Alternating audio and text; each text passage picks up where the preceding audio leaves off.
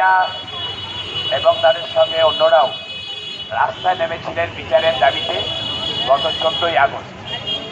এবং সেই রাত্রিরে আর.জি. কর মেডিকেল কলেজ, যেখানে ঘটনাস্থল, সেখানে দুর্বৃত্তদের হামলাও হয়েছিল, সশস্ত্র দুর্বৃত্ত 40-50 জন, যারা চেষ্টা করেছিল হাসপাতালে ঢুকে ভাঙচুর কিছু করেছিল, কিন্তু সেমিনার রুমে চল এটা বলতে আমরা শুনেছি।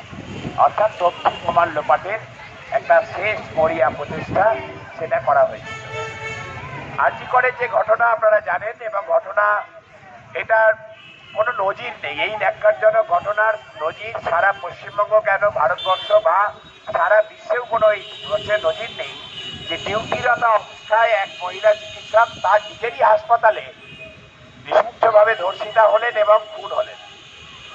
এবং তারপর যে ঘটনাবলী আমরা দেখেছি, রাজ্যের স্বাস্থ্য প্রশাসন এবং পুলিশ প্রশাসনের যে ভূমিকা, বিশেষ করে কলকাতা পুলিশের যারা পদাধিকারী, উচ্চপদস্থ যারা কর্তা, তাদের যে ভূমিকা, যে তদন্তটাকে ধামাচাপা দিতে এবং তথ্য প্রমাণ লোপাট করতে তারা তৎপর, অপরাধীদের আড়াল করতে, খুনিদের আড়াল করতে তারা তৎপর, তার বিরুদ্ধে এই প্রশাসনের এই অপরাধী বান্ধব ভূমিকার বিরুদ্ধে সারা বাংলার সীমানা ছাড়িয়ে সারা ভারতবর্ষ, কাশ্মীর থেকে কুমারিকা, কচ্ছের রান থেকে কোহিমা অব্দি মানুষ জেগে উঠেছেন।